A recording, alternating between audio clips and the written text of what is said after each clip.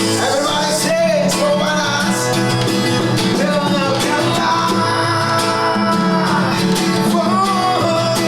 Mati saja.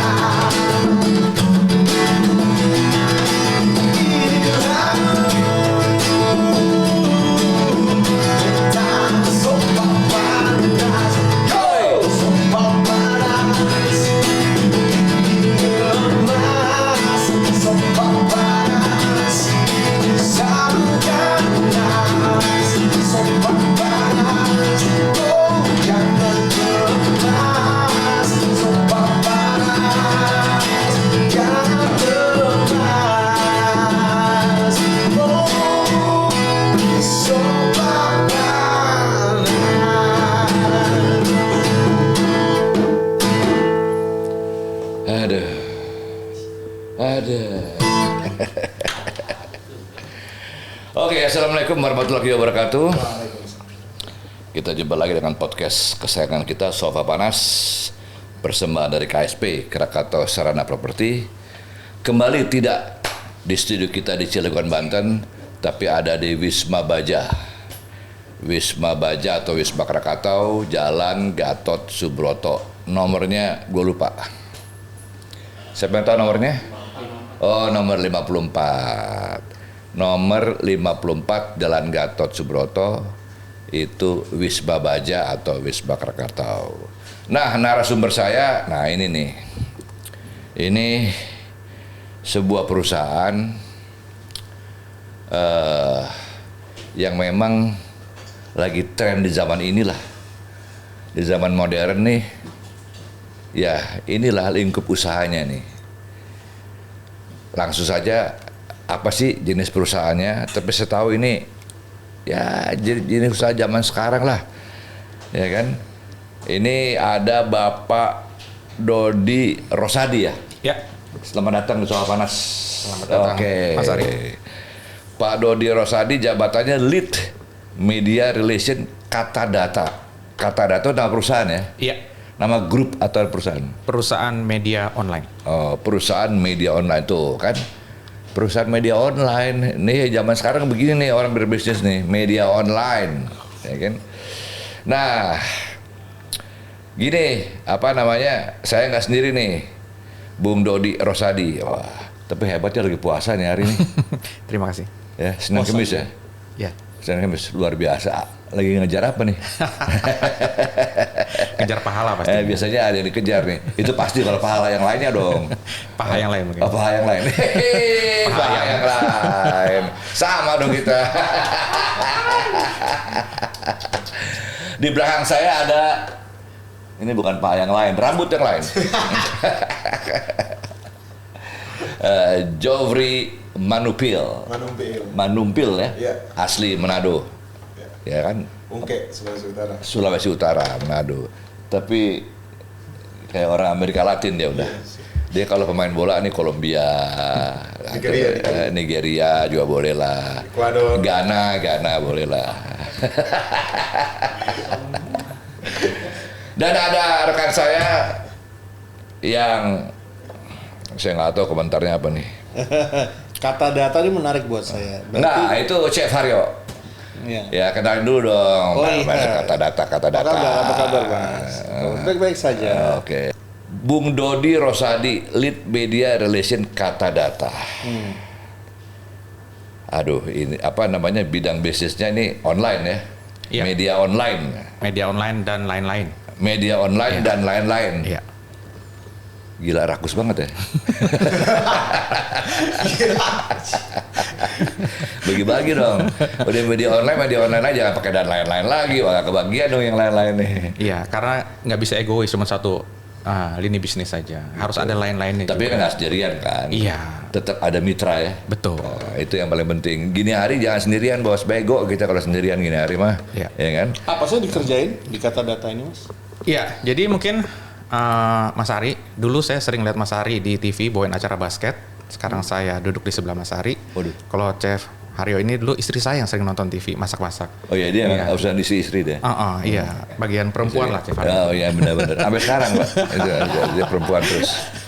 Ya, jadi aku cerita sedikit aja tentang Kata Data. Jadi Kata Data itu sebenarnya perusahaan media online berbasiskan riset dan data. Ini khusus Riset dan data. Ya, media ekonomi. Jadi beritanya 90% awalnya ekonomi.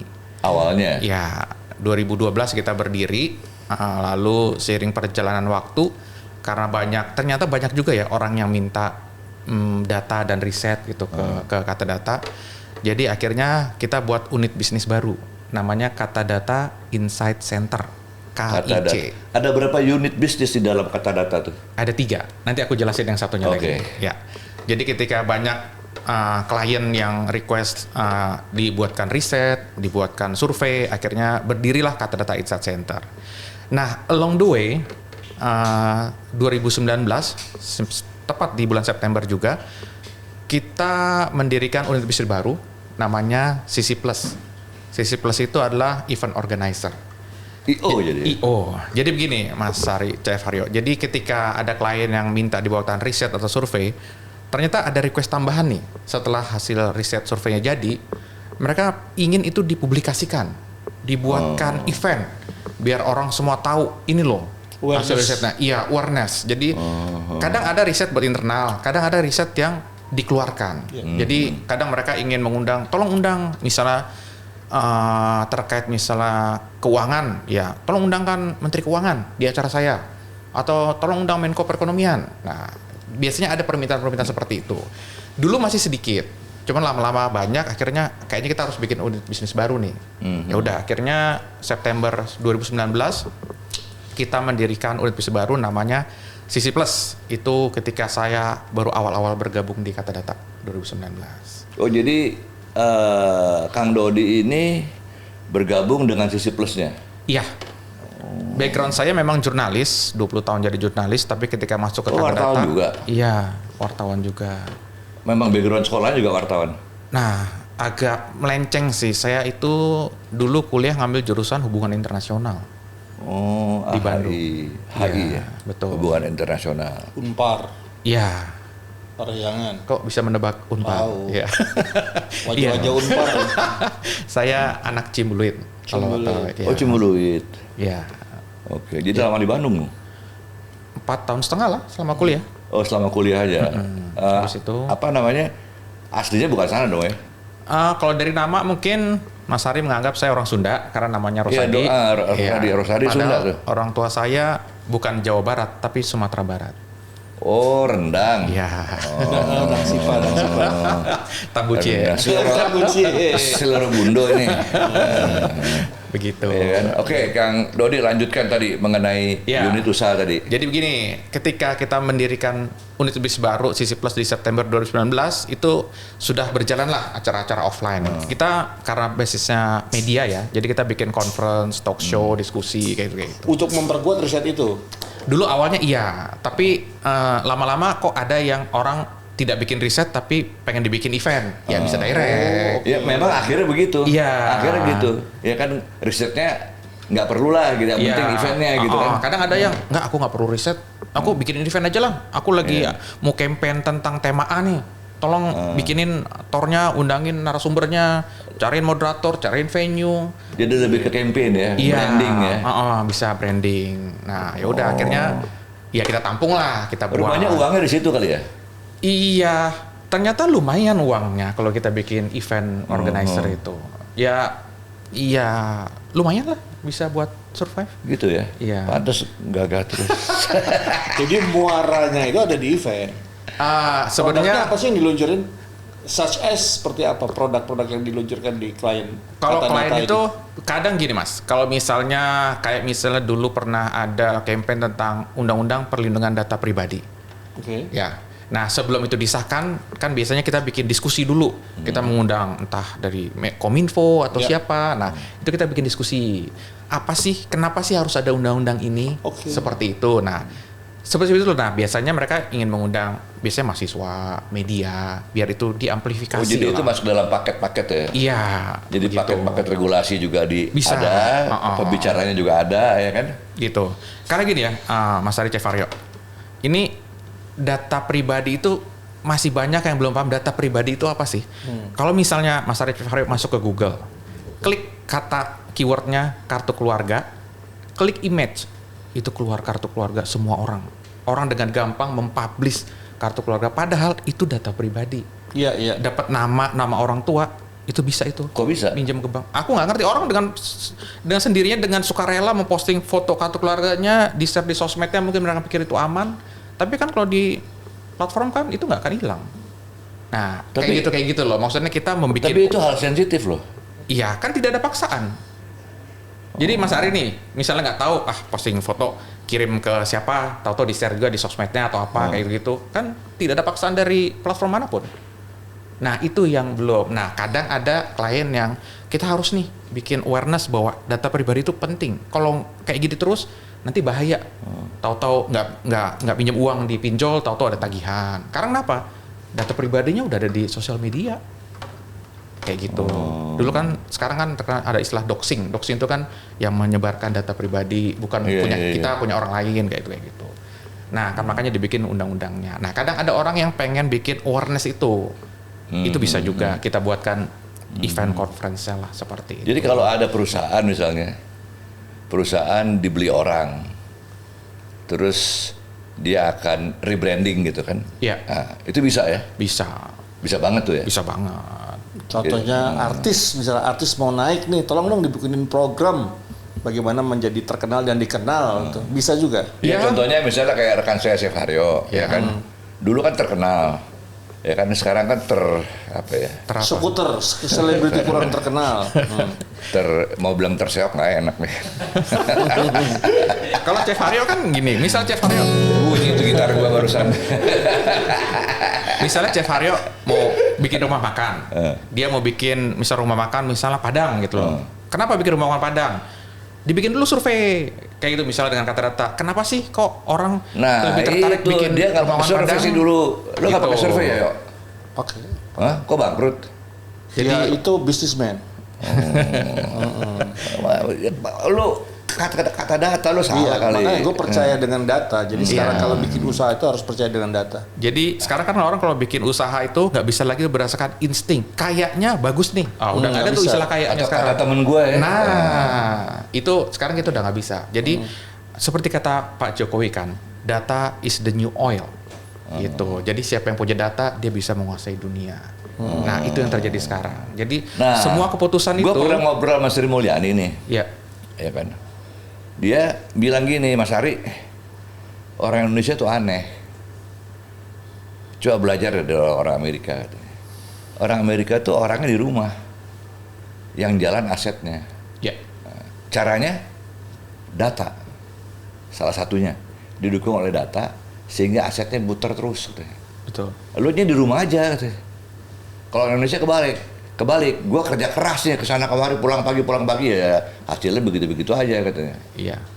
Mungkin Chef Haryo, Mas Ari sering lihat kalau misalnya di pesawat, di kereta ada lansia yang backpacker jalan-jalan, itu hasil itu asetnya yang jalan. Aset yang jalan ya. Iya.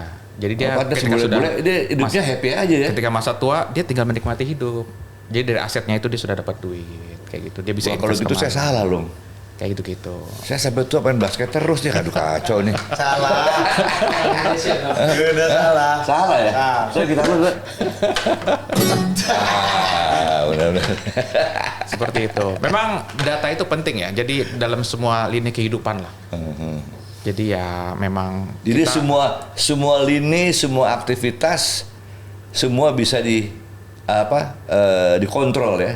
Iya, bisa terukur. Bisa terkontrol. Iya, kata kuncinya metodenya terukur. apa sih? Metode mengumpulkan data itu dari mana sih? Kalau dari yang kita belajar di ilmu ekonomi kan. Nah, ini aku jelaskan tampilan luarnya aja karena aku kebetulan bukan dari divisi riset dan data. Jadi kita itu biasanya dapat dari bisa dari second source, mungkin dari media atau dari langsung direct source. Misalnya dari BPS contohnya. Kayak gitu. Nah, seperti kita tahu. Statistik ya? Iya, statistik. Jadi gini, kalau BPS meluncurkan data, itu kan data mentah. Belum tentu orang lulusan S1 itu bisa paham, dikasih nih data BPS, baca. Belum tentu paham. Nah, itu yang kata data olah. Biar orang yang bukan S1 pun ketika dipaparkan data itu, oh ini ya, kayak gitulah. Misalnya nih, BPS keluarin data stunting, itu cuma grafik aja. Ya. Nah, nanti itu kita rapihkan biar orang tuh tahu, oh ternyata stunting itu penyebab utamanya apa sih? Dari berapa macam kayak gitu. Oh ternyata kemiskinan, misalnya kayak gitu. Dan ternyata mungkin yang paling banyak itu di daerah yang lahan pertaniannya sempit. Mungkin ya, contohnya seperti itu. Jadi kita bagaimana caranya biar data itu bisa berbicara. Nah, sendiri. kemarin ada kasus saya mencoba buka BPST ya untuk mengetahui konsumsi daging di sebuah daerah gitu kan. Itu valid nggak? Kalau saya bilang tidak ada kecondongan dengan kepentingan apapun, jadi saya melihat data itu sebagai data yang valid untuk Valid. konsumen. Valid. Kalau dari BPS yang mengeluarkan itu sudah pasti valid. Sudah BPS pasti itu tidak valid, mungkin salah, tidak mungkin diintervensi karena BPS di seluruh dunia pun seperti itu. Kata data Anda ini yakin membuat itu bahasa sederhana, menjadi sederhana dipahami oleh klien. Menyederhanakan data BPS itu kan kita anggap data mentah ya. Iya. Itu yang kita olah. Oh. Jadi di kata data itu ada kanal namanya data box. Data box itu isinya ya tentang data-data yang kita olah lagi. Nggak Anda yakin tuh akurasinya? Ya, betul. Hah? Ya, dia, Karena gini loh. Dia setahu saya independen. Saya pernah bermasalah dengan BPS tuh. Oh iya. Iya. Jadi adalah satu persoalan. Akhirnya kita jadi misunderstanding dengan pejabat BPS tuh. Karena mereka nggak bisa menjelaskan dari mana nih dapatnya. Kok bisa segini nih? Kalau setahu saya mungkin yang terjadi di Indonesia ini data BPS, data kementerian kadang suka nggak sinkron. Itu sih biasanya. Itu kan nggak sinkron kan jadinya. Nggak sinkron itu. Tapi biasanya kita akan mengacu ke sumber resmi tetap BPS sih. Biasanya ya. Saya berhari-hari tuh nongkrong di sana di apa? Metodenya apa ya Mas? Sebenarnya itu. Kalau survei itu biasanya kan bisa langsung direct ke responden. Itu biasanya yang paling valid. Jadi begini, kalau Mas Ari Chef Aryo tahu ada indeks literasi digital yang dibuat oleh Kominfo. Iya. Tahu. Tahu? Itu kata data yang bikin. Kita yang survei ke seluruh provinsi di Indonesia, ke seluruh kabupaten kota. Kita tatap langsung. Itu Total itu 10.000. itu surveinya berdasarkan apa? Jalan orangnya ke sana atau ke sana. Jadi kirim orang ke sana? ya, kita kirim orang. Itu perlu waktu sekitar 6 bulan buat menyelesaikan indeksnya itu. Bisa seluruh Indonesia? Seluruh Indonesia itu. Karena syaratnya memang seluruh Indonesia, karena indeks literasi digital di seluruh Indonesia. Itu yang tiap awal tahun itu selalu kita launching. Itu salah satu produknya ya, yang mungkin orang umum tahu. Itu memang dari kata data Insight Center. Kayak sekarang nih, kan 2024 ada Pilpres, ada Pilkada. Itu jasa dari kata data apa yang bisa dipakai? Bisa survei. Paling banyak sih yang kalau mau kan, kalau survei itu kan lebih cepat ya. 1,5 bulan itu bisa udah kelar survei. Data kependudukan segala macam gitu. Iya, bisa. Karena kan kita sebenarnya sumber data itu kita kan sebenarnya ada. Kalaupun harus berbayar, biasanya kita beli juga sih. Misalnya ada data yang BPS tidak provide, kita beli ke sumber data lain. Seperti itu. Gitu. Iya. Bung, ini agak sensitif saya nanya nih. Penasaran saya. Bisnis online begini nih, cara ngitung untungnya gimana sih? Boleh nggak tahu?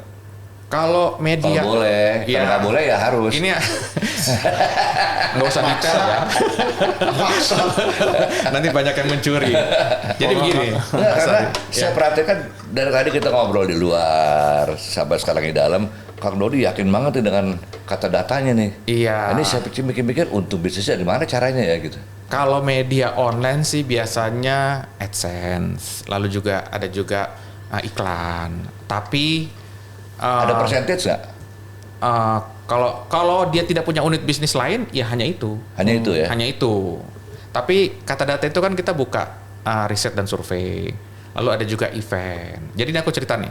Jadi ketika pandemi diputuskan bulan Maret atau April ya 2020. Waktu COVID kemarin lah ya. Waktu COVID kemarin. Berapa itu, tahun? 3 tahun tuh ya? 2 tahun setengah ya. 2 tahun setengah ya. Itu kita sempat bingung nih. Saya di event. Waduh, nggak boleh bikin keramaian apa dan lain-lain. Akhirnya kita waktu itu nyoba-nyoba bikin namanya webinar. Webinar. Iya, webinar. Singkatan dari? Itu Website. online lah, apa sih? Seminar online lah. Oh, seminar online. Seperti itu. Webinar kepanjangan apa sih? Web. Aku juga nggak tahu apa webinarnya. Pokoknya Saya tahu webinar. Dia taunya Imania. Jadi kita Bahaya lu ah. bikin event secara online seperti itulah. Ya awalnya sebulan sekali, terus sebulan 2 kali, terus lama-lama seminggu sekali, dan puncaknya di 2021 kita bikin 300 event dalam setahun. Event online itu. Event online. Dalam setahun Ya, 300 event. iya. Topiknya apa? Macam-macam. Terserah klien maunya apa, kita ngikut aja. Zaman ada konser musik online, Iya, zaman ada kayak gitu. obrolan, Iya. apa Semua pokoknya Ya kan. pokoknya waktu pandemi itu kan. kelas online kayak Iya, gitu-gitu ya. macam-macam. Dulu tuh paling sering sih ya tentang Belum, emang nggak ada kompetitor. ada, cuman aku nggak tahu ya. Mereka pada balik ke kami ya kami terima. Itu Oh, aja. artinya SDM-nya keren-keren pasti. Alhamdulillah mungkin ya. Ya kan? Intinya adalah gini, kalau klien itu kan kalau dia puas, kita kan taunya dia repeat order. Itu aja sih. Kalau Iya, dia dan klien datang itu juga karena banyak faktor kan. Antara lain human approach-nya keren-keren. bisa jadi. Itu kan human approach SDM. Ya. Kadang ada yang gedungnya bagus, kantornya keren apa gini, tapi orang-orangnya aduh, susah dah. Atau mungkin mereka merasakan kalau dengan kata data satisfaction guarantee. Itu sih yang penting. Kalau mereka merasa sudah puas kan, nggak usah disuruh mereka akan Tapi kan balik lagi. mencapai satisfaction nggak gampang juga. Betul, memang tidak gampang. Pertama kali kita bikin event, Satisfaction yang gampang tuh Rolling Stone. iya, I can get no Nyambung. satisfaction. udah beda generasi nih, nggak tahu lagu apa itu. Itu Mick Jagger. Iya. Lagunya Rolling Mick Stones. Jagger. Saya juga nggak kenal sih Mick Jagger. Bukan Mick Jagger, Mick Jagger. Tuh lihat tuh. Mick Jagger. Mie gagah. Makan babi gagah. Lanjut Bung. Ya, jadi memang kalau ditanya revenue-nya itu ketika pandemi itu kata data itu survive dari event sih. Dari Event. Event. Itu yang bikin kita bisa melewati badai yang namanya pandemi. Sampai sekarang kita Jadi bisa pada saat survive. pandemi itu event jalan terus. Alhamdulillah Mas Ari, jalan. Jadi kita tuh memang luar biasa lah waktu itu sampai Itu online ya? online. Jadi menangkap peluang bahwa manusia itu tidak bisa lepas dari sosialisasi. Iya. Difasilitasi oleh media itu tadi. Iya, karena mungkin waktu itu kan, ya kita kan memang begitu. kita kan nggak bertemu dengan yang lain, dengan adanya online itu, ya seluruh Indonesia bisa melihat kita. Begitu. Saya pernah bikin waktu itu kata data bikin event apa aku lupa lah, sosialisasi tentang kebijakan apa dari kementerian. Itu bahkan sampai di daerah yang nonton mereka bikin nobar, mereka pasang di aulanya, di YouTube, tembak, mereka nonton bareng. Udah jadi kayak hiburan aja di masa pandemi itu. Olahraga juga bisa. Olahraga kita bulan Maret kemarin baru bikin namanya Mangkunegaran Run. Oh, Ajang maraton. lari, Tempatnya ya, Bapak. 5 dan 10 kilo di Solo. Itu kerjasama dengan Pura Mangkunegara. Iya. Dalam rangka ulang tahun. Oh, bikinnya maraton ya? Ya, itu kita bikin. Itu ya. kata data yang kerjain. Ya, tentunya berkolaborasi dengan beberapa pihak yang lain. Karena ya seperti tadi Mas Ari bilang, kita kan nggak bisa lah sekarang itu sendirian. Semuanya kita aja handle semua, nggak bisa. Kita memang harus menggandeng pihak lain lah. Berarti berhubungan dengan IT dong ya? Ah, Untuk tadi dibilang online tadi. Iya, karena memang kita basicnya media online ya. Iya, kalau media online pasti IT. Iya. Ya kan? Nah, Bung, siapa sih gagasannya siapa nih kok? Satu, ada nama perusahaannya unik tuh, kata data ya. Terus yang kedua, pilihannya tuh bisnisnya online gitu, media online. Iya. Itu siapa itu yang bisa yang menggagas itu loh? Pendirinya waktu itu 3 orang, namanya Meta Dharma Saputra. Dia itu dulu wartawan bisnis dan juga Tempo. Lalu Oke. ada Heri Susanto, dia dulu juga dari Tempo. Lalu ada Ade Wahyudi, dia dulu di radio, kantor berita radio 68H di Hutan Kayu. Mereka bertiga lah dulu yang awal-awal mendirikan Kata Data. Karena waktu itu kan media bisnis online belum banyak. Banyak kan media umum kan. Media bisnis yang berdasarkan data waktu itu juga belum ada. Jadi akhirnya sudah dibuatlah Kata Data. Oh waktu gitu. itu. Dari waktu itu cuman 10 Itu orang. pasti awalnya sederhana aja ya. Awalnya sih dari rumah aja kantornya, belum kantor seperti sekarang. Belum kantor bener lah gitu. Iya, itu baru 10 orang. tahun 2012. Sekarang tuh sudah 200 san. Lumayan lah. Itu justru nambahnya ketika pandemi. Wow, Gitu. kalau Jadi gitu ketika yang saya lain percaya nih kata-kata bijak para orang tua nih. Anda hebat kalau Anda berani memulai, ya ya kan? Kalau Anda nggak berani memulai, jangan sampai hebat, susah. Atau jangan nunggu hebat baru mulai, Ya. Ya kan? Tapi Anda harus mulai untuk jadi hebat. Hah? Lu jangan hawa-hawa aja. Gimana sih lu? intinya sih kalau di zaman sekarang itu inovasi Mas Ari, Chef Aryo. Inovasi kita ketika kemarin bikin event online ternyata berhasil. Begitu. Jadi kita juga waktu itu tidak ada yang punya background pernah bikin event online dan lain-lain, nggak ada. Nyoba aja. Ketika lagi live suara narasumber nggak keluar, ya kita ketawa aja. Malah tadi keluar suaranya. Ketika live kok nggak keluar suaranya. Ya kayak gitulah. Oh, jadi proses juga ya? Iya, memang learning by doing aja. Tidak ada orang spesifik yang kita Oh, hire. nggak Iya. hire profesional untuk. Ya akhirnya kita belajar bareng-bareng aja. Oh iya. Iya. Tapi apa semuanya basicnya jurnalistik nggak? Ada sebagian besar jurnalistik yang di Sebagian di besar. event ya ada, tapi nggak banyak sih. Gitu. Jadi ya memang kita harus berani mencoba, ya jangan pernah takut bikin salah ya. Bagaimana caranya Kata Data menginformasikan kepada masyarakat bahwa Kata Data itu bisnisnya media online? Nah ini jadi ketika dulu awal-awal karena aku backgroundnya jurnalis ya, jadi ketika Kata Data bikin acara, aku tuh biasanya sering WhatsApp ke teman-teman, nih kita bikin acara nih, liput ya, gini. Dulu sih awal-awal waktu belum pandemi ya mereka belum terlalu mengenal lah Kata Data itu apa. Ketika pandemi dengan semakin banyaknya acara, hampir tiap hari ada acara, jadi mereka yang nanya tuh, Mas ada acara apa lagi Kata Data? Kayak gitu. Oh gitu? Iya, jadi mereka sudah mulai aware tuh, oh Kata Data bisa bikin acara ya, bisa bikin event kayak gitu. Jadi Dan informasi masuk tuh ya? masuk, jadi mereka kadang sering liputan juga, karena kan kadang pembicara kita kan juga kadang menteri gitu. Kan mereka suka, karena pas pandemi mereka nggak bisa liputan, ya mereka liputannya online juga kan media. Gitu. Ada hubungannya dengan kegiatan MICE nggak? Iya, kita ya mungkin bisa dikatakan kita masuk ke MICE juga ya, karena kan kita bisa mengorganize eventnya. Jadi kita bikin conference dulu. Oke. Kita juga kemarin itu kita sudah bisa bikin acara olahraga, lari. Lalu kemarin kerjasama dengan Nicholas Saputra sama Happy Salma dengan Titi Mangsa, kita bikin pentas tari di Solo. Pentas tari? Sudah malah. Kalau saya dengar katanya pernah ngundang pembicara dari luar ya? Oh iya. Jadi ketika itu 31 Januari 2020 kita bikin acara itu flagship Kata Data namanya Indonesia Data and Economic Conference. Jadi itu temanya ya seputar ekonomi dan data. Nggak ada tema yang lain lah. Nah kita waktu itu mengundang namanya Carol Cutwalder, itu jurnalisnya The Guardian dari Inggris. Nah dia itu jurnalis yang membongkar kebobrokan Facebook dan Google. Jadi waktu itu ada namanya. Wah, keren tuh.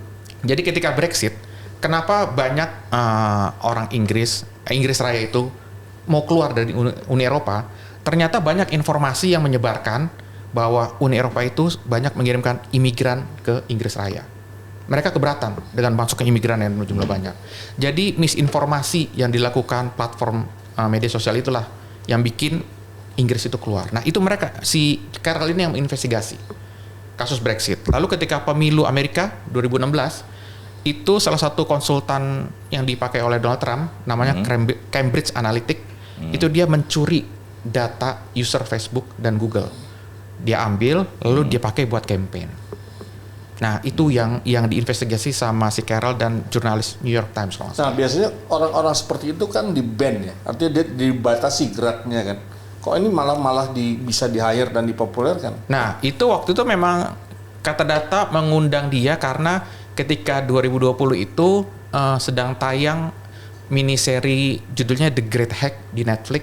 Itu yang bercerita tentang upaya Carol itu membongkar kebobrokan Facebook dan Google. Seperti Inside Job? Iya. Jadi ya kalau kita undang aja dia di acara kita. Datanglah dia ke Indonesia. Itu aku perlu waktu 4 bulan 5 bulan lah untuk membujuk agar dia mau, karena aku baru tahu kalau misal orang luar itu kalau kita undang jadi pembicara dia nanya sponsornya siapa, Ya, untuk terus apa, terus audiensnya siapa, audiens siapa, terus apakah ada rokok, sedetail itu pertanyaannya. Jadi memang aku pikir kan undang temanya ini, rate-nya ini segini, cocok, oke, deal, oke. Ternyata enggak, ada banyak pertimbangan. Kayak ini sekarang kan grup kita ini kan industri ya, besi baja lah, core-nya di situ sebenarnya. Itu bisa juga menggunakan jasa kata data ya. Bisa. Sangat bisa ya? Sangat bisa.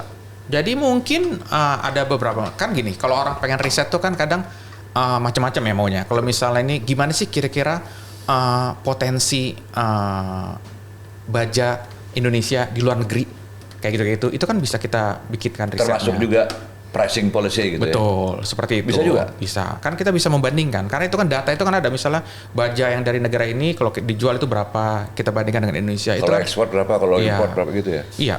Itu kan semua data itu kan sekarang semua sudah terbuka sebenarnya, kan tidak boleh Kalau gitu ada ditutupi. punya ini dong, punya expert di kantor dong. Ada namanya panel expert, panel ahli. Itu dia yang akan. Namanya apa? Panel ahli. Panel ahli. Iya. Panel expert itu. Iya. apa latar belakang keilmuannya itu? Statistik.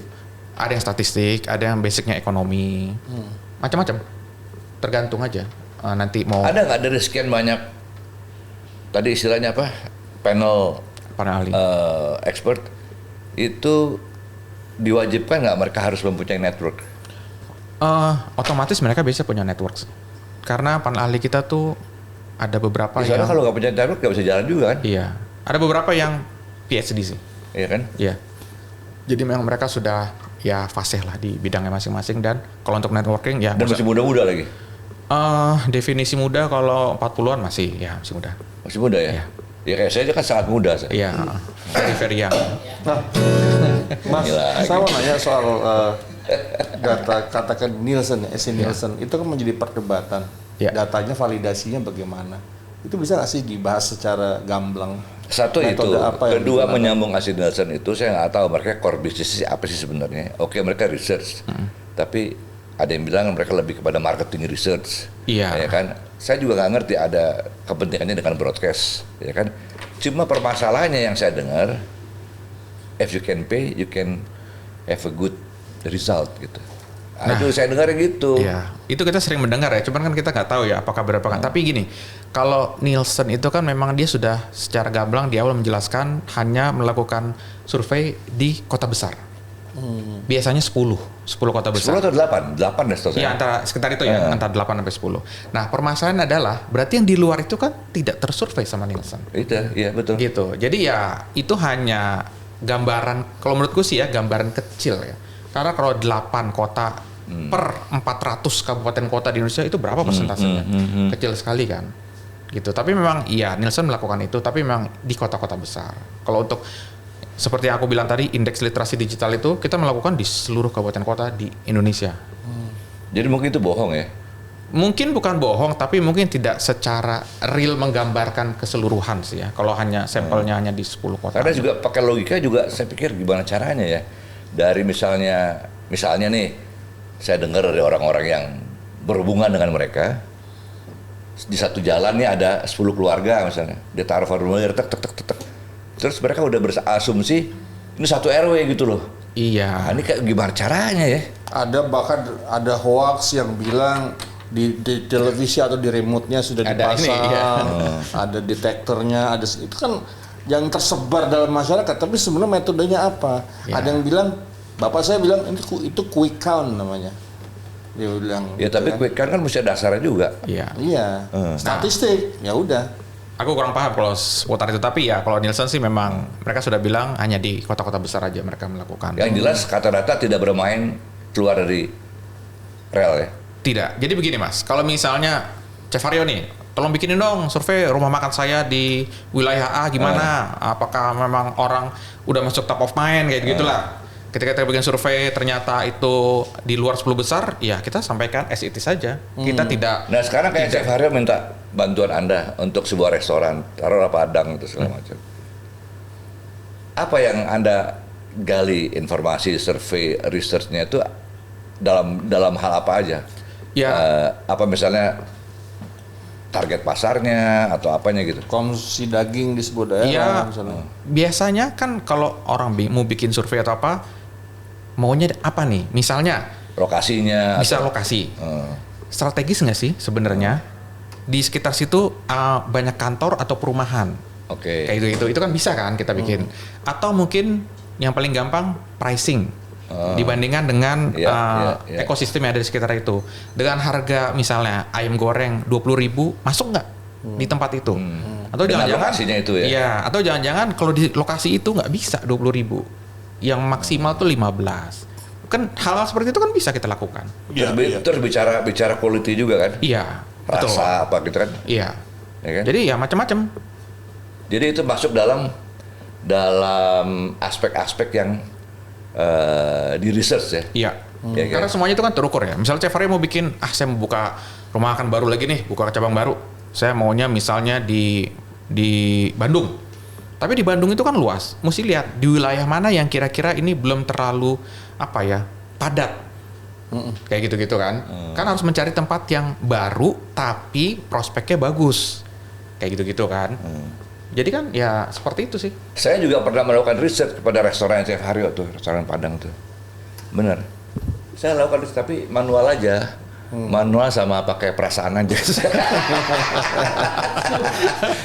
Bener, tapi saya pikir-pikir ada bener juga loh. Jadi orang nggak mau makan di tempatnya Chef Haryo di Padang itu karena apa? Ngelihat pemiliknya gede banget. Udah ntar gua makan tempatnya jadi gede nih. Tapi sekarang banyak chef-chef yang gede-gede bikin rumah makan. Waduh, bahaya makan di sini. Itu yang punyanya sugu, waduh bahaya nih kata gitu. Ini intermezzo aja Mas, intermezzo. Ya, jadi intinya itu sih. Jadi kalau untuk kita mau misalnya untuk urusan bisnis, bisnis itu kan pasti ada nama faktor mengambil kebijakan. Nah, mengambil kebijakan itu kan tidak bisa lagi berdasarkan intuisi atau Nggak bisa. kalimat pokoknya. Nah, kalau pokoknya itu kan udah nggak bisa dibantah tuh. Nah, kalau ada kalimat pokoknya ya kasih aja data. Gini loh, Pak, ini loh datanya gini.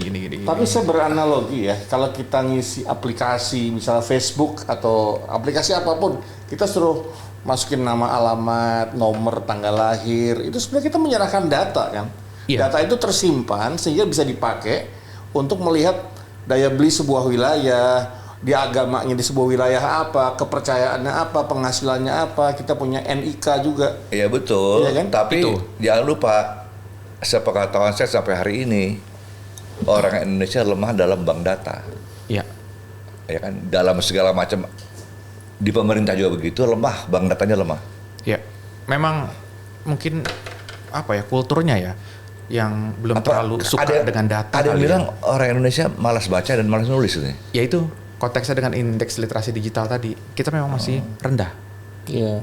untuk urusan baca. Jadi gini loh, terkadang nih di keseharian lah orang-orang tuh lebih percaya dengan info yang ada di WhatsApp group. Misalnya ada info A, iya. info A itu ada di 30 WhatsApp group. Oh benar nih berarti infonya. Nah Iya. semudah itu sih buat percaya. Semudah itu untuk iya. mengatur. Gampang banget ya. Iya gampang. Gelombang. Karena buka WA group ini ada info ini, buka ini sama. Oh benar nih berarti. Emang ini ya, aneh di Indonesia ini. Tapi kalau lihat duit cepet loh pada. Iya. Jadi yang dikatakan zaman fitnah ya ini sebenarnya. Wah, mereka Fitnah udah bisa di mana ngitung, ini segini nih katanya. data baik dan benar dan salah pun bertebaran. Iya. Nah, tadi yang Chef Haryo bilang, kita kan dengan sukarela mengisi info di Facebook, data, dan lain-lain. Nah, itu yang digunakan, yang diinvestigasi oleh Carroll. Jadi, si konsultan politiknya Donald Trump ini nggak mencuri data itu. Nah, dia akan men-scanning mana nih orang-orang yang kira-kira pro ke Trump. Nah, di feedback terus tuh informasi. Itu yang sekarang ribut sama TikTok ya kan? Iya. Jadi mereka mencuri data itu, mereka tahu preferensinya Chef Haryo senangnya yang kayak gini-gini nih dari postingannya apa gini. Ya udah, misalnya Chef Haryo nggak suka sama pemimpin A nih, misalnya capres A nggak suka, ya dikasih lah berita-berita yang bagus tentang capres A terus, yang B sama C nggak dikasih. Iya. Nah akhirnya lama-lama, ternyata dia bagus ya. Itu yang terjadi. Iya, Itu metadata. Iya, betul. Skandal Cambridge Analytica itu seperti itu. Oke. Jadi user Facebook sama Google dicuri sama konsultan politik itu. Orang yang nggak suka sama Trump di feedback terus tuh info tentang Trump. Iya. Lama-lama luluh. Nah, ternyata Trump bagus juga ternyata kalau jadi presiden ya. Sekarang kalau saya baca di informasi yang mengenai kata data itu core-nya adalah Ekonomi dan riset. Iya, media online, riset. Ekonomi dan riset. Jadi terjadi eksklusivitas ya. Maksudnya eksklusivitas? Jadi nggak bisa bermain dari keluar dari situ kan?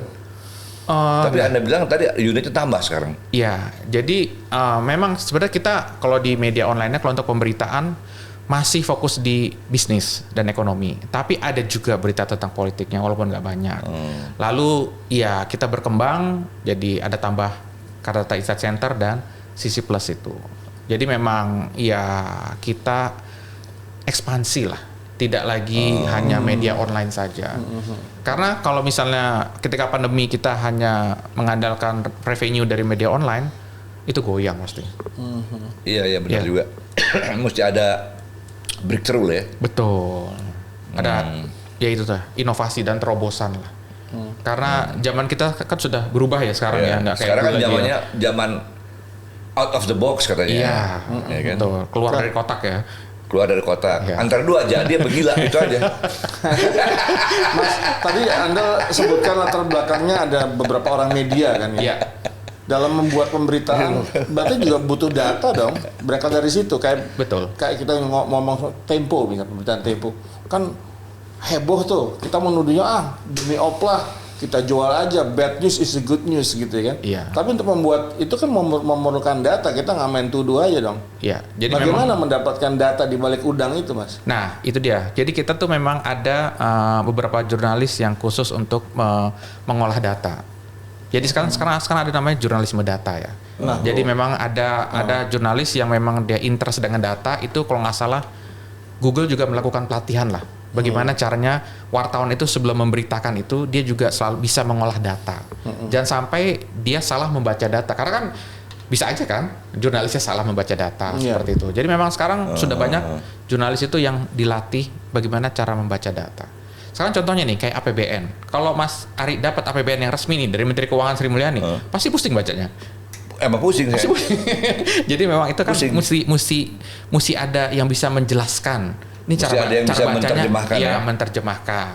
Karena kalau APBN letterluck itu pusing bacanya. Iya, udah Cuman tulisannya ini kecil-kecil. angka, iya, banyak lagi kan. Nah, misalnya media A membongkar korupsi apa misalnya begitu, bisa sangat detail gitu. Itu gimana sih investigasinya? Apa sekedar opini atau ada data? Karena kalau untuk membongkar kasus korupsi memang harus melakukan sebuah investigasi yang panjang ya. Apalagi korupsi ya. Ya. Kalau investigasi korupsi itu mungkin setahun paling cepat itu. Nggak bisa dalam waktu singkat sih. Dan itu memang mahal. Nggak bisa ya dasarnya semata karena info ya. Nggak bisa. Hanya nih A1 nih si ini gini-gini nih. Wah nggak bisa. Tapi bagaimana misalnya seperti majalah tadi bisa membuat pemberitaan begitu heboh tentang Setahu sih kalau misalnya tentang investigasi itu mereka juga akan bekerja sama. Kan Iya. sekarang ada ICW. ICW itu punya banyak Corruption data. Watch, ya. Terus bisa juga ke KPK. Jadi Dan sekarang juga ada Police Watch. iya, ada Police Watch juga. Jadi data itu sebenarnya bisa kita cari sih. Jadi begini, kalau misalnya kan paling banyak sekarang kan korupsi APBD proyek apa. Nah, tentang proyek itu kan sebenarnya bisa kelihatan. Itu bisa dibuka datanya. Jadi ya memang data itu kan apalagi kalau data yang buat publik ya, itu kan harus dibuka ya. Tidak boleh ditutup-tutupi. Ada undang-undangnya yang Nah, Bung, balik ke kata data sendiri. Dari sekian banyak unit usaha yang ada, unit bisnisnya, mana yang paling menjanjikan per hari ini? per hari ini ya. Mungkin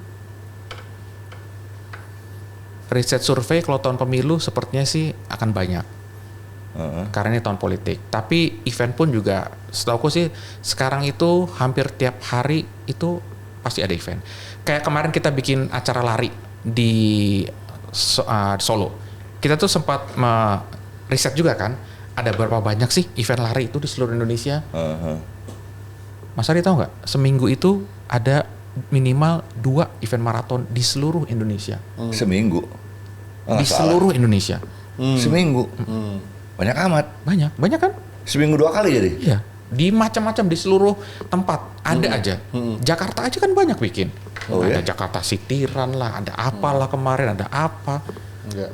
Banyak banget lah pokoknya. Jadi itu gitu ya? sekarang tuh sudah banyak banget. Nah, kadang ya kalau kita mau bikin sesuatu itu kan kita biasa kan survei dulu, riset kecil-kecilan apa kayak gitu. Belum termasuk yang itu event lari dari kenyataan. Nah, gitu. itu tiap menit dia kayaknya ya. Itu ngeri. Itu ngeri. Bahaya sih itu ya. Lu ngomongin diri sendiri kan ini. Lari dari masalah. Yo, gitu ya. udah bahaya itu. Kawan kita ini. Garing. Oke. Nah, tadi aku mau nyambung yang Mas Ari bilang kayaknya orang kita tuh nggak terlalu suka dengan data atau apa. Jadi gini Mas Ari, kalau aku dulu sering lihat Mas Ari jadi host untuk acara NBA. Kita tahu kalau orang Amerika itu sangat maniak dengan namanya data dan statistik, ya nggak sih? Iya. Kita itu bisa tahu kapan LeBron James itu akan memecahkan rekornya Kareem Abdul-Jabbar. Jadi ketika pertandingan itu dia mencetakkan segitu, langsung otomatis berhenti berapa menit kasih tepuk tangan, rekor pecah. Kemarin Stephen Curry mecahin rekor Ray Allen 3 point. Itu mereka sudah tahu di pertandingan ini Curry kemungkinan akan itu. Itu kenapa? Karena mereka punya database lengkap. Mereka bikin statistik. Padahal kita minta. Iya, jadi mereka kan? tuh sudah ada tim si ini rekor 3 angkanya segini, gini. Dia selalu menghitung. Dan itu menyebalkan host tuh. Dan gini, sekarang itu host itu kalau Liga Inggris, dulu itu ada yang terkenal namanya Martin Tyler. Iya, Itu dia Martin sebelum Tyler, betul. bertanding, itu dia sudah punya data. Jadi tahu kapan si A bikin gol pakai kaki kiri terakhir kali. Oh, Kapan bikin gol pakai kepala terakhir kali. Berapa banyak dia bikin gol dengan kaki kanan atau tendangan bebas. Itu data udah ada semua. Iya. Jadi itu semua sudah. Sekarang aku kasih contoh gampang. Aku fans Manchester United. Ruud van Nistelrooy itu ketika masih di MU itu kerjanya bikin gol terus. Dari dia bergabung sampai dia pindah, kalau nggak salah dia bikin sekitar 150 gol. Mas Ari tahu nggak? Dari 150 gol itu semuanya dari dalam kotak penalti. Tidak ada satupun dari luar kotak penalti. Itu dicatat. Gitu ya. Liga kita ada nggak yang kayak gitu? Aku nggak tahu ya. Ada Satu nggak liga ya? kita emang nggak ada. Dan yang kedua, itulah kelebihan mereka ya. Mereka selalu mencatat Bisa detail gitu loh. data statistik itu hal yang penting. Gini, Bung, saya sempat marah sama NBA. Saya bilang, bukan Anda aja yang bikin riset, saya juga secara pribadi bikin riset. Apalagi basket belum populer di Indonesia saat itu ya. Belum banyak, belum digemari lah. Orang baru pengen tahu aja kayak apa sih basket. Jadi satu saat saya minta, tolong kirimkan ke saya informasi mengenai Magic Johnson gitu kan. 3 lembar dikirim ke saya print ini 3 lembar nih.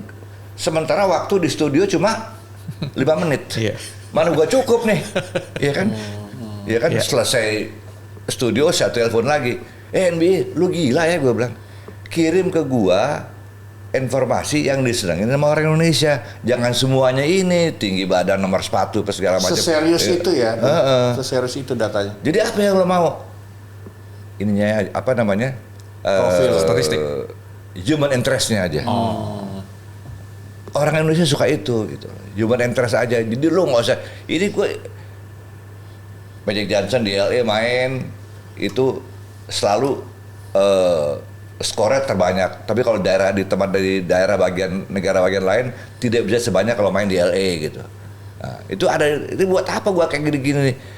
Yang gue perlu tahu adalah dia hobinya apa sih? Makannya apa sih? Gitu. Terus kalau dia lagi marah dia nggak bisa main kayak gitu. Itu kan human interest gitu kan. Itu yang disayangkan orang Indonesia dan saya yakin sampai hari ini. Iya. Kalau di luar kan komentator kan ngoceh nggak hanya sekedar ngoceh aja, selalu ada datanya kayak gitu. Nah kalau kita ngomongin data dan sport ya, jadi sekarang itu klub-klub sepak bola itu ketika beli pemain, jual pemain itu dia juga basisnya berdasarkan data. Kalau Mas Ari tahu Andriy Shevchenko dulu itu di AC Milan kan dia memang top scorer ya. Ya. Kenapa kok dia bisa sampai dijual ke Chelsea? Ketika dia masih di puncak karirnya. Jadi waktu itu kalau nggak salah tim datanya dari AC Milan dia menghitung Shevchenko ini kita lihat dari struktur apa, tulangnya apa dan lain-lain, nggak panjang masa emasnya, paling lama setahun. Jadi akhirnya itu dasar itulah yang keputusan waktu itu AC Milan menjual Shevchenko ke Chelsea.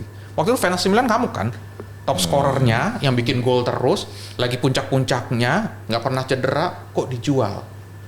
Tapi berdasarkan itu data itu dan dijual mahal dan ternyata benar kan di Chelsea nggak jelas, habis itu ya udah hilang gitu aja. Jadi peran perusahaan atau line business kayak kata data ini bisa juga dimanfaatkan secara optimal di olahraga ya. Bisa sekali. Bisa Justru banget ya. olahraga itu justru sangat, kalau menurut saya sangat bergantung dengan data ya. Karena gini loh, kalau di sepak bola, beli pemain itu kan bisnisnya apa? Data kan. Lihat dia tendangannya, larinya gimana, kayak gitu. Iya. Off the ball-nya gimana. Oh itu kejauhan kalau di sini. Ya kalau di sini aku nggak tahu. Kejauhan. Bener itu udah canggih banget kalau kayak begitu. Iya. Buat sini ya. Karena di sini saya lama aktif di asosiasi maupun di institusi yang lebih besar dari itu di atas di payungnya. Buat ngecek berapa jumlah mantan atlet yang pernah bermain di era tahun 50-60, datanya nggak ada. Itu simpel banget tuh. Sudah pasti nggak ada. Nggak ada. Padahal kita mau kasih penghargaan. Iya. Siapa mau dikasih datanya nggak ada. Ya udah buat gua aja di sini. Iya, itulah mungkin kita belum terlalu aware pentingnya data ya. Padahal data itu kan sangat krusial lah untuk semua lini sih, bukan hanya untuk di perusahaan, tapi juga ya dalam kehidupan lah. Tapi gini Bung, di dalam presentasi bisnis ke pihak ketiga, sampai sejauh mana data bisa diandalkan memperkuat presentasi? Sampai si klien akan bilang gini, hebat di perusahaan, datanya akurat. Begini, kalau kita misal begini, Mas Ari punya perusahaan, mau bikin produk baru, Mas Ari nggak mungkin meluncurkan produk baru itu sebelum melakukan riset atau survei. Pasti. Ya kan? Bunuh diri gua. Ya kan, bunuh diri kan. Nah, riset itu apa? Kalau misalnya di pasaran sudah ada produk yang sama, ya kan? Kira-kira apa nih yang belum ada dibandingkan produk yang lain? Itu satu. Terus kedua, harganya gimana? Nggak mungkin Mas Ari bikin produk baru, atau harganya di atas, nggak kemakan kan? Contohnya nih kayak air mineral. Air mineral kita udah tahu lah penguasanya siapa. Tapi tetap ada kan kompetitor yang lain dan ternyata sekarang bagus. Itu semua melalui riset. Riset pasti itu ya. Pasti. Dan banyak mahal tuh. Pasti. Riset itu mahal. Riset mahal bos. Mahal. Riset itu memang mahal. Tapi ya kalau menurutku sih ya sepadan sih dengan apa yang ingin dicapai ya. Dan makanya itu saya dibilang sama teman saya ini, dia kan musisi, ya kan, suaranya bagus. Semua lagu dia nyanyiin. Kalau dia pakai menggunakan jasa research, pasti riset apa katakan lagu-lagu ini jangan, nggak pas sama suara lo. Begitu kan kira-kira? Atau sebaliknya, suara kayak lo bagusnya lagu-lagu ini gitu. Ya. Bisa gitu kan? Bisa. Tuh, lo kan mentang-mentang duit, hantem kroma, apa juga lo nyanyiin, aduh. Aduh, sobek-sobek tuh dompetnya. Nah, kalau kasusnya dibalik, bagaimana membuat gua menjadi keren? Misalnya gini, gimana seorang tokoh politik dibuat menjadi keren dan wangi? Itu bisa nggak melayani itu? Terlihat wangi, pintar, dan disukai masyarakat dengan data tadi, bisa nggak? Itu biasanya Shaping sih gua dong, gitu. dilakukan oleh konsultan ya. Tugasnya konsultan adalah melakukan branding seseorang. Oke. Itu. Nah, biasanya konsultan pun biasanya akan pasti akan melakukan riset atau survei kecil-kecilan lah. Kalau misal Chef Haryo nih mau rebranding, ya, pasti akan dicari kira-kira nilai lebihnya di mana sih. Terus apa yang bisa dijual, apa yang bisa membuat orang tertarik dengan sosok Chef Haryo. Itu kan harus dilakukan dulu, tes pasar dong, ya kan? Seperti itu. Ya pasti perlu lah. Maksudnya nggak bisa ujuk-ujuk kita melakukan rebranding tapi kita nggak tahu orang tuh pengen seperti apa sih. Sama aja kayak misalnya orang mau maju nyalek lah sekarang. Dia perlu branding dong, personal branding kan. Nyalek dari misalnya dapil mana? Dapilnya itu karakteristiknya seperti apa? Apakah pekerja semua, ibu rumah tangga atau SMP, SMA? Itu kan beda-beda. Iya, setuju. Sosoknya pasti beda-beda dong. Kata data memainkan nggak survei atau riset-riset kepada pribadi orang yang ingin naik? Sampai saat ini belum ada sih. Tapi kalau misalnya memang ada yang tertarik sih bisa-bisa aja. Kita bisa, intinya bisa melakukan. Termasuk cara pidatonya, Bisa. ya kan? Emang harus di-train banyak. Iya, jadi begini. Kalau untuk ada orang yang mungkin ada orang berpikir, gue mau nyalek biar jadi anggota DPR, tapi dia tidak punya public speaking yang bagus, itu PR tuh nanti. Ketika nanti dikejar wartawan, dia diem atau salah ngomong atau artikulasi yang nggak bagus atau bahasa Indonesianya bukan yang EYD atau apa, nah kan PR tuh. Yang kasihan kan parpolnya kalau kayak gitu. Nah memang kalau untuk gini, aku tuh selalu berpikir kenapa ada namanya Fakultas Ilmu Komunikasi, karena komunikasi itu memang nggak gampang, harus dipelajari. Nggak semua orang bisa mempunyai kemampuan komunikasi yang baik Ada dan bagus benar. semua, postur bagus, ganteng, rapi semua gini. Begitu ngomong, saya bilang, Mas, jangan lagi. Kenapa? Anda nggak ada bakat jadi orator.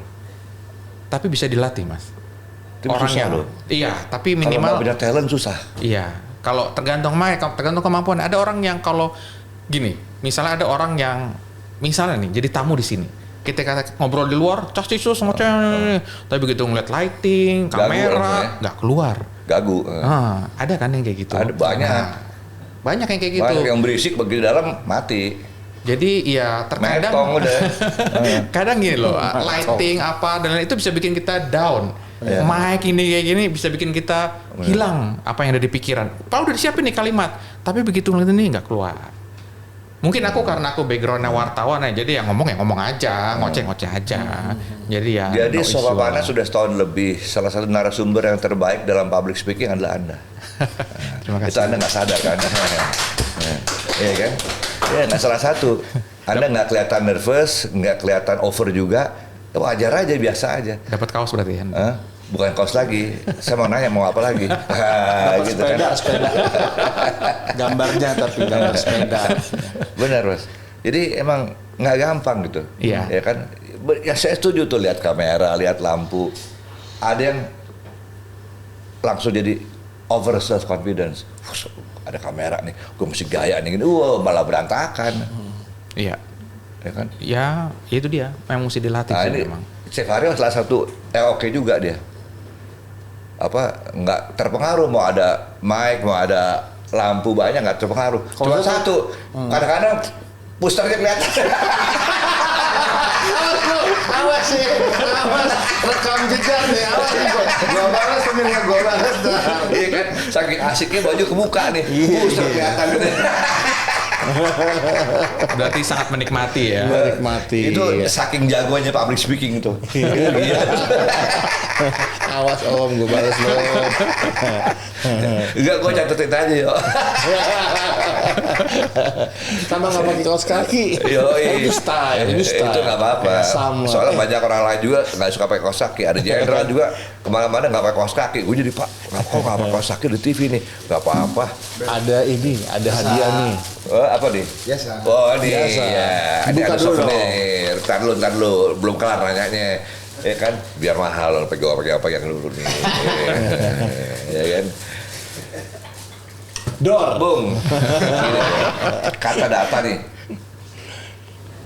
Dalam deal-deal bisnis di Indonesia, basicnya apa? Rupiah atau dolar? Rupiah, Mas. Kita menghargai mata uang kita sendiri. Oh, nggak dolar. Enggak, Kalau ada perusahaan asing, tetap di rupiah. tetap rupiah. Tetap dikonversikan ke rupiah. Oh, oke juga ya.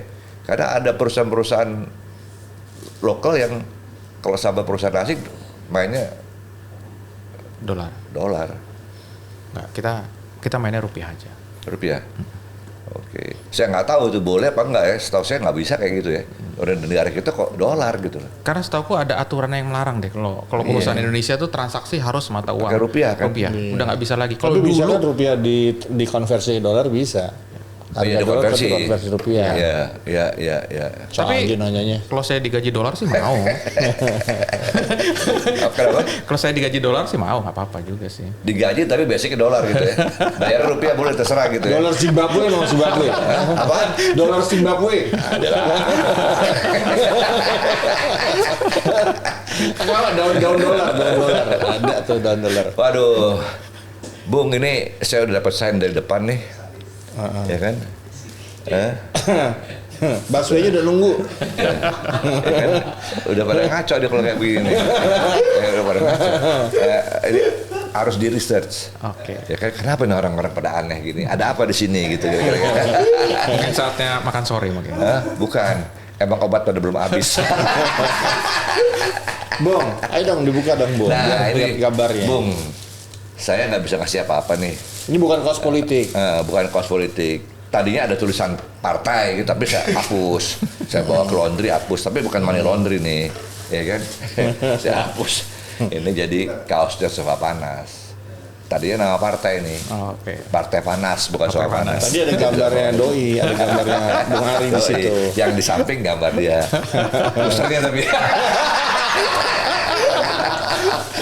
Nah, kita buka nih, Bung. Mudah-mudahan, aduh, apa namanya? Lumayan nih buat olahraga ya. Bisa bermanfaat lah. Ya kan kita bangga juga kalau yang pakai ini Bung kita ini kan kata data udah ada kolaborasi dengan Sofa Panas. Karena namanya Sofa Panas, jadi namanya Hoha Hangat.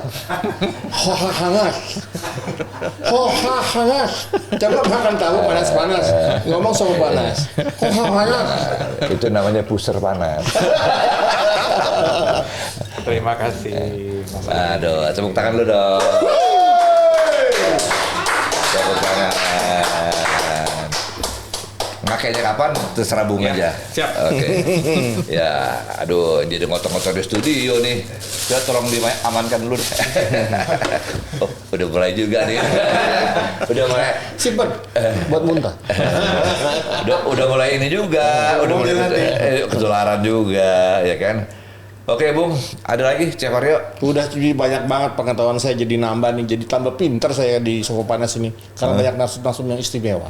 Yoi. Jadi buat teman-teman yang mau dapetin merchandise kita, follow Instagram kita Sofa Panas dan juga subscribe YouTube kita Sofa Panas. Saya Chef Haryo Pramo dan Bung Aris Sudarsono Bersama juga dengan Direktur Chef Haryo. Direktur apa? Ada deh, foto aja. Ntar minjem duit nih, ntar minjem duit gitu. Oke, kami pamit undur diri dulu ya. Apa? Taruh dulu. Apa tuh? Semenjak jadi direktur pakai jam tangan terus sekarang nih. Tebak dan tangan lu berapa harganya? Tebak nih. Direktur sekarang, Pak. Jadi direktur. Direktur perdagingan. Perdagingan, daging siang daging malam. Daging siang daging malam. Daging apem. Oke, Bung Dodi Rosadi, Lead Media Relations Kata Data. Terima kasih udah hadir di Sofa Panas. Sampai ketemu lagi di lain kesempatan. Assalamualaikum warahmatullahi wabarakatuh. Waalaikumsalam warahmatullahi wabarakatuh.